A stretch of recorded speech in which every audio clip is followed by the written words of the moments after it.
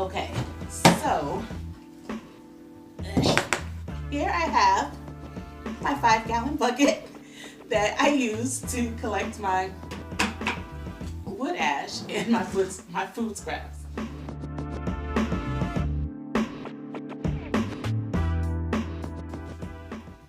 Hey everybody, I'm your girl Kiki Soto and welcome back to Urban Girl Gardening.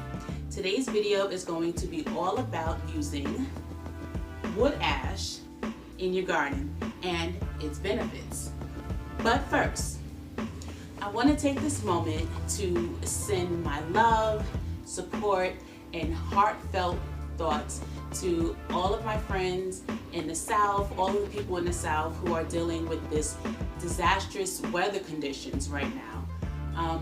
Prayers up to all of those who have lost their lives, to their families. Prayers up to all the gardeners, the homesteaders, to the local farmers who are fighting to keep their lives, their food, their cattle, to keep everything together and growing strong.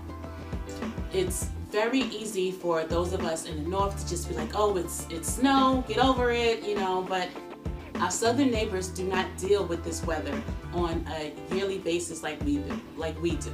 They don't have the infrastructure nor the capabilities to handle these kind of weather conditions. So I ask that we all keep our friends down in Texas, all our friends down in the South in our prayers and in our thoughts, and we stand strong with them. Okay, let's talk about wood ash.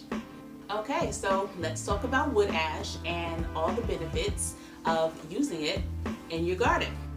Wood ash is an excellent source of lime and potassium. Lime is used to increase the soil's pH, making it less acidic and more alkaline. This is perfect for veggies like beans, like peas, your onions, your garlic, your asparagus. Those kind of veggies really love a nice alkaline soil.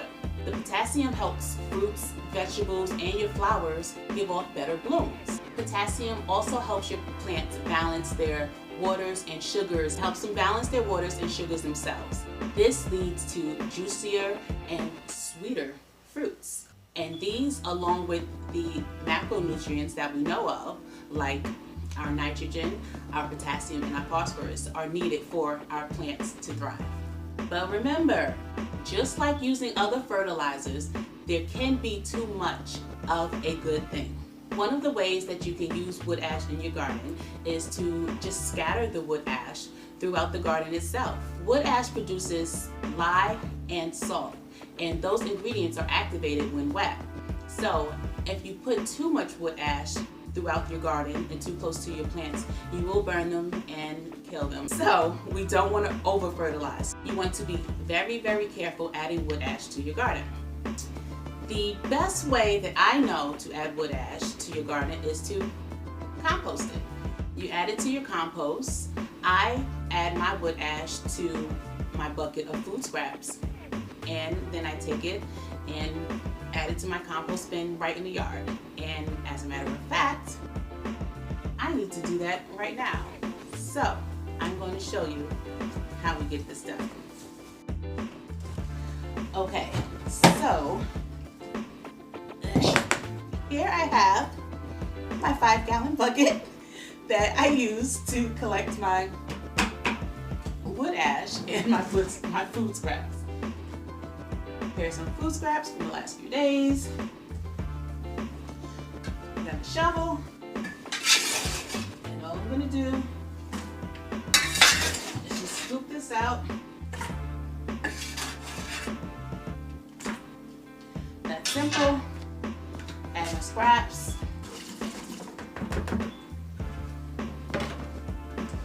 And my coffee grinds.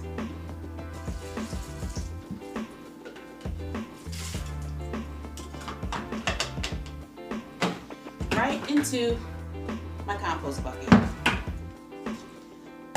Then, when this is nice and full, it's gonna go outside. I now have all my nitrogen and other great nutrients that we talked about. It's going to go outside into the compost bin to be added to carbon, to whatever carbon you're using, whether it's pine needles, leaves, whatever you're using out there as your cardboard, paper, scraps, all of those. We're going to mix it all in, and it's going to go right into my compost. And that way, the nutrients will be more evenly distributed and less likely, well, not likely at all, to harm my plants, as opposed to taking some of this ash, some of this right here, and sprinkling it in my garden, and chancing burning my plants a bit. Pretty simple, right?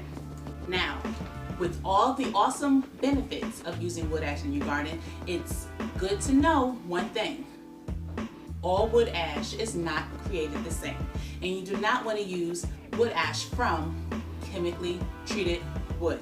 So, if you have wood that is, let's say, one of those logs that burn for hours, those logs are chemically treated, and you do not want to put those kinds of chemicals and contaminants into your garden.